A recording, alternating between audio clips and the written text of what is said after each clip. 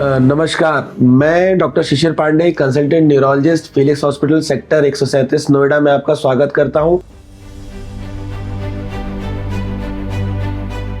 आज हम बात करेंगे सर्वाइकल डिस्क डिजीज के बारे में। पहले तो हमें उसको जानने के लिए पहले हमें सर्वाइकल वर्टिब्रा को समझना पड़ेगा। ये है इंसानी वर्टिब्रा का स्ट्रक्चर। इसको हम लोग एक तो सर्वाइकल वाला पार्ट, इसको C2 से लेकर C1 C2 से लेकर C7 तक होता है। देन उसके बाद थोरेसिक वाला पार्ट जो पीठ के पीछे रहता है, डॉर्सल वर्टिब्रा, उसको हम लोग D1 से लेकर D12 तक में डिवाइड करते हैं। उसके बाद आता है लंबर वाला पार्ट जो कि अपना जो टेल बोन बनाता है, लंबर वाला पार्ट। और उसके बाद आता है जो प्रॉपर जो टेल बोन होती है, दैट इज सैक्रम, सैक्रल वाला पार्ट। तो आज जनरली जो स्लिप डिस्क की बीमारी होती है वो सर्वाइकल वाले पोर्शन पे होती है और लंबर वाले पोर्शन पे होती है। डॉर्सल वाला पार्ट काफी रेजिस्टेंट पार्ट होता है, रोबस्ट पार्ट होता है, बड़ी मसल्स रहती हैं, स्लिप डिस्क की दिक्कत नहीं होती है। सर्वाइकल में भी आप देखेंगे कि जो स्लिप डिस्क की जो मोस्ट कॉमन साइट है वो अपनी C5 C6 है या C6 C7 वाली है।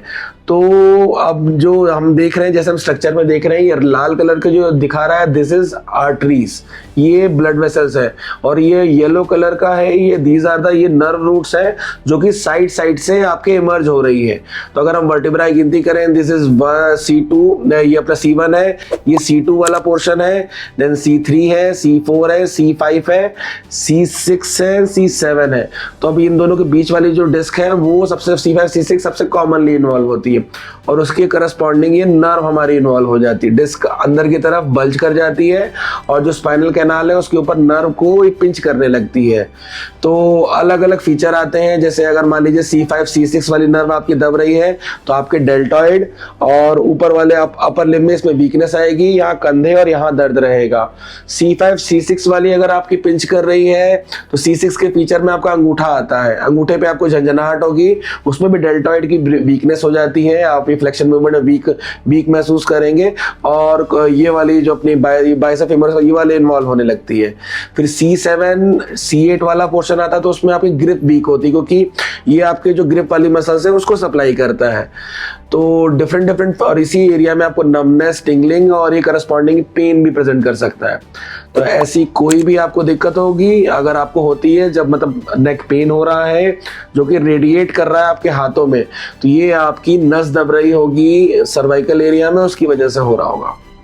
सिमिलरली अगर हम लंबर एरिया की बात करें तो लंबर में मोस्ट कॉमन डिस्क हमारी होती है L4 L5, है ना।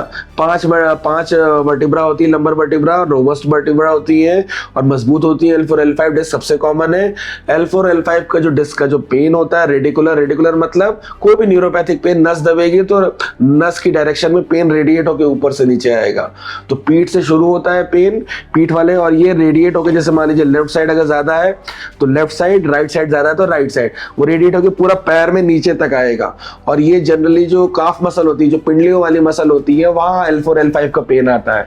और L5 S1 डिस्क जो होती है, जो हमारे तलवों के नीचे वाली मसल्स होती हैं, वहां तक जाता है। तो अगर वहां पे कोई आपको पेन हो रहा है, बैक पेन हो रहा है जो कि तलवों की मसल तक जा रहा है, पूरा ऊपर से नीचे रेडिएट हो रहा है, तो वो आपकी नस दब रही है L5 S1 पे। और सिमिलरली आपका चलने के बाद में अगर कोई पेन हो रहा है जिससे आपकी काफ मसल दर्द कर रही है या आपको बैठना पड़ जा रहा है, तो इट कुड बी आपका L4 L5 इन्वॉल्व हो गया होगा and you could have lumbar canal stenosis also. तो जनरली ये ध्यान रखें, अपने स्पाइन की हेल्थ का ख्याल रखें। करने के लिए क्या कर सकते हैं हम, इसके लिए अच्छा खाना खाएं, कैल्शियम की प्रचुर मात्रा में जो रिकमेंडेड अलाउंस है वो लें, विटामिन डी का सेवन करें, सही पोस्चर में बैठे। गर्दन के लिए आपको सीधा पोस्चर रखना है, मोबाइल और उसको सीधे आंख की सीध में रखना है।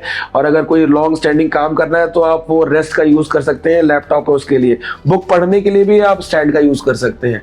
सिमिलरली एर्गोनॉमिक चेयर का यूज करेंगे जिसमें पूरा प्रॉपर बैक सपोर्ट होगा, या गाड़ी चलाते वक्त प्रॉपर बैक सपोर्ट का यूज करेंगे तो आपकी लंबर वर्टिब्रा या लंबर को भी आराम मिलेगा। और ज्यादा भारी सामान झुक के नहीं उठाना है। जिम वगैरह में भी जो आप भारी वेट से करते हैं तो बेल्ट का प्रॉपर इस्तेमाल करें। नमस्कार। हेल्थ से जुड़ी ऐसी कई और जानकारी के लिए फेलिक्स हॉस्पिटल के YouTube चैनल को सब्सक्राइब करें और अपने सवाल कमेंट बॉक्स के जरिए हम तक पहुंचाएं। और डॉक्टर की अपॉइंटमेंट के लिए दिए गए नंबर 9810455953 पर संपर्क करें।